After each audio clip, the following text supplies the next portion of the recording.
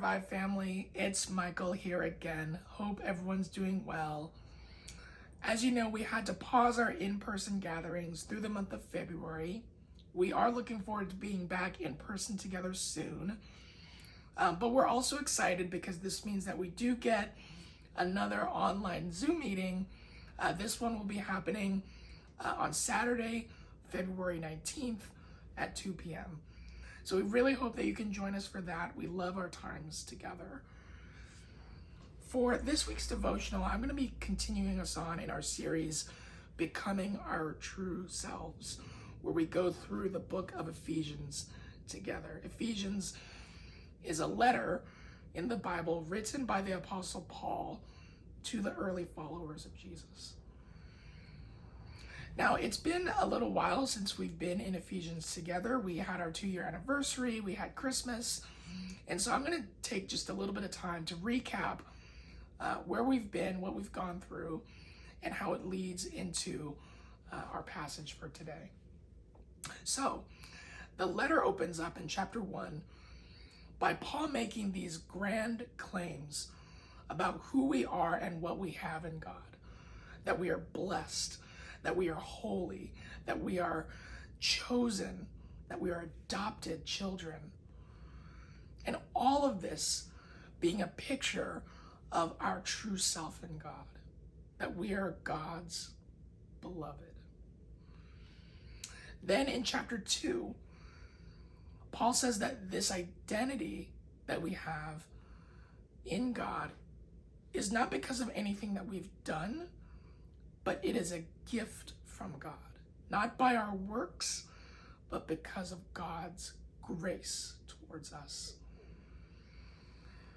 And then he goes on in chapter 2 and into chapter 3 by saying that this reality is true not only of the Jewish people, but of everybody. Because, of course, before Jesus, the understanding was that God was the God of the Jews. They were his chosen people.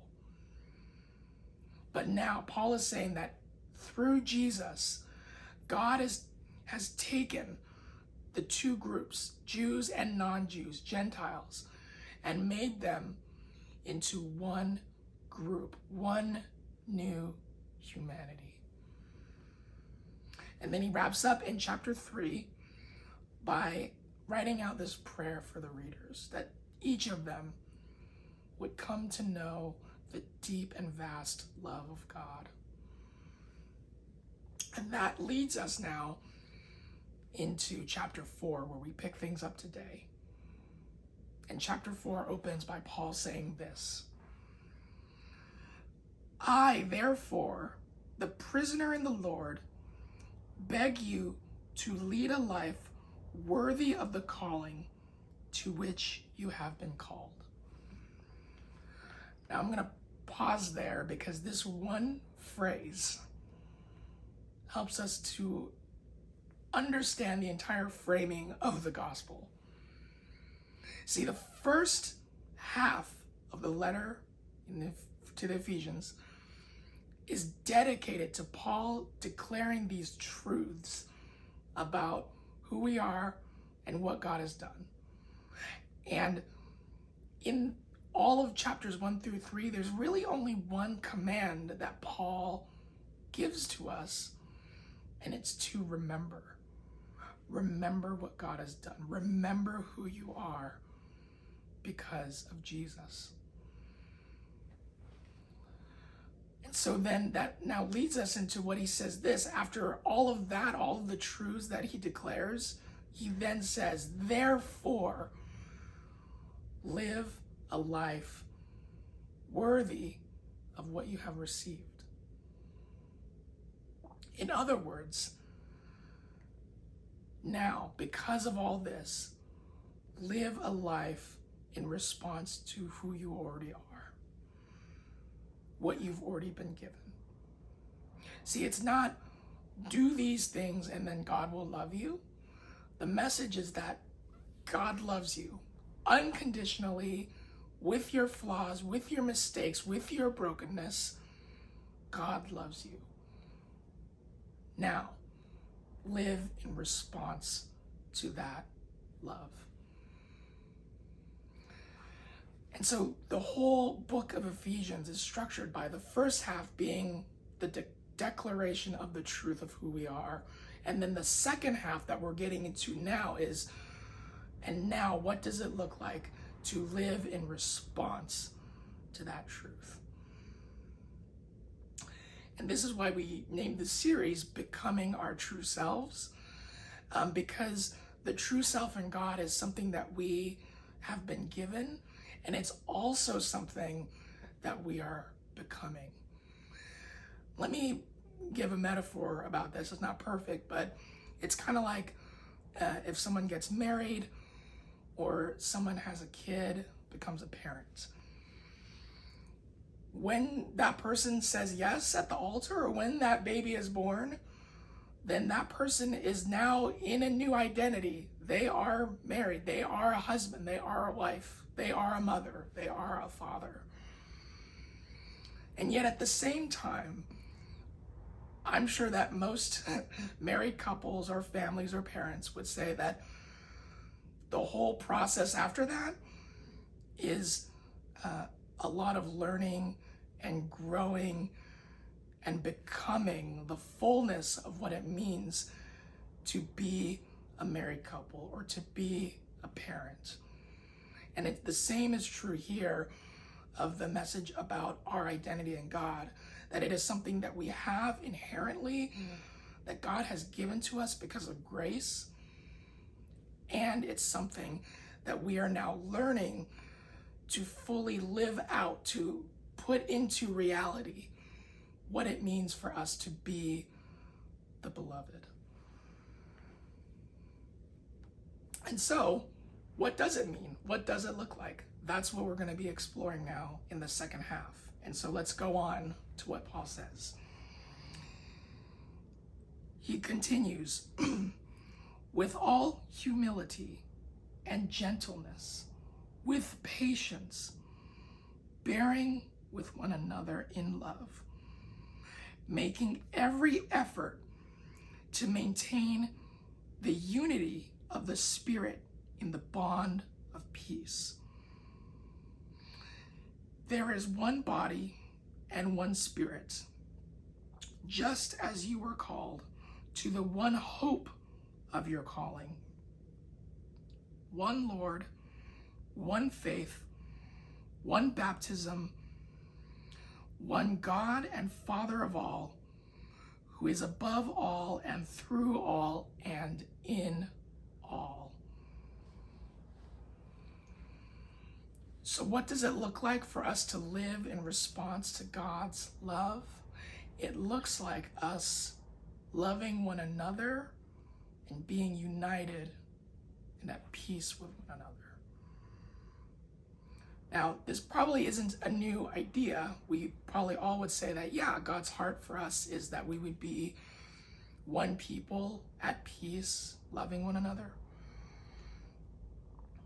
But I'm sure most of us would say that if we're to look around at our experiences, at our lives, at our friend groups, at our churches, it does feel like we're becoming more divided rather than united. When we look at our different belief systems that are emerging, the polarization in our politics, and just the forming of a lot of different tribes and factions based on who you follow online or what groups you're a part of on social media. So then, of course, the question is, well, what does it look like then for us to choose into the unity that Paul is talking about here? And I'd like to offer just one thought about where to start with this. And I think it goes back to this idea of becoming our true selves. See, what we just talked about is that Paul declares that all these things of who we are in God, that we are God's beloved, not because of what we have done, but because of what God has done. And he also says that we are now united brought together because of Jesus into one new humanity. Not because of anything we have done, but because of what God has done. See, he says in that chapter 2 that in his flesh, he took both groups and made them one. We are already one people. We are already one new humanity. And if you're struggling to really understand what this is, what this means, here's another way that I could put it. If it is true that God loves me unconditionally, regardless of my flaws and my mistakes and my brokenness, then the same must be true for you and for everyone else.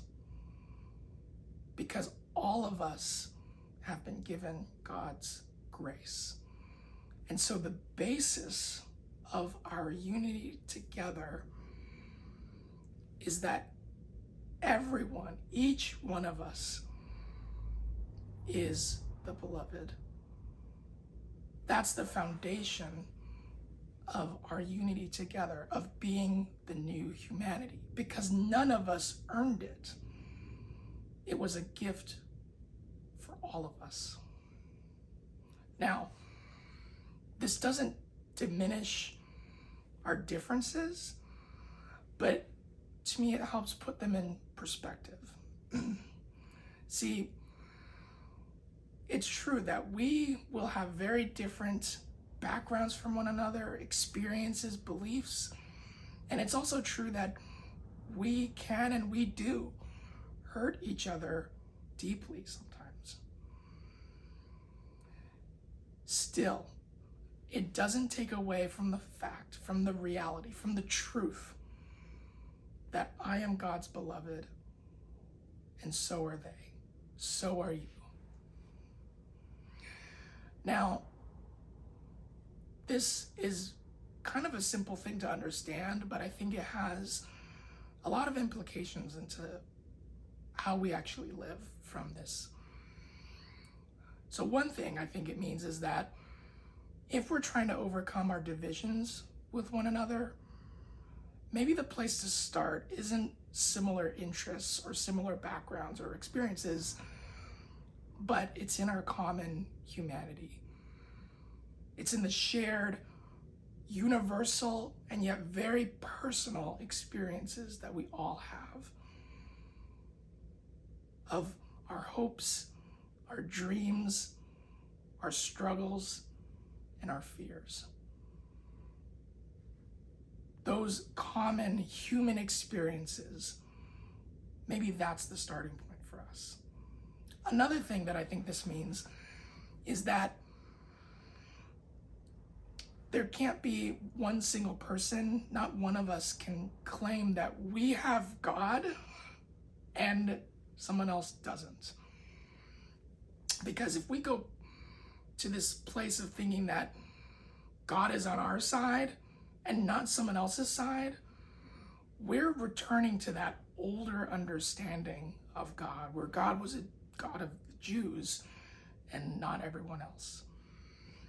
And so while, of course, I think we need to follow God and follow the ways of God the best that we know how, the best that of what we believe to be true, I also believe it's important for us to remember that God is bigger than any one person or tribe or belief system. There is one God and Father of all, who is above all and through all and in all. And then lastly, I think what this means is it can change and transform how we approach other people and love them. See, I think that oftentimes what you hear is because of Jesus or because of our faith now, we should go and be the people that love those that are unlovable, love the outcasts. And that's not true, but it's sometimes I think the understanding is that, oh, like we have God's love and they don't. And when we think about it like that, I think it actually becomes more about us than about them, about us feeling better than someone else. But the truth that I believe is from God and from Ephesians is that they're already loved. They are already the beloved. And so when we go to someone that we think is unlovable, the truth is they are already loved by God. And so it's not on us to have to give them something that they don't already have. It's about joining in with the love of God. And so it changes from being a responsibility to actually becoming an opportunity for us to experience God's love together. And so we're going to keep going through the book of Ephesians, and we're going to continue to explore what it looks like for us to live in response to God's love, what that looks like in our everyday lives. And as we do, may we remember that becoming our true selves is not just about each of us becoming who God made us to be, but it is about all of us being changed and transformed into the new humanity, united and grounded in the deep and vast and immeasurable love of God. Grace and peace to you, my friends.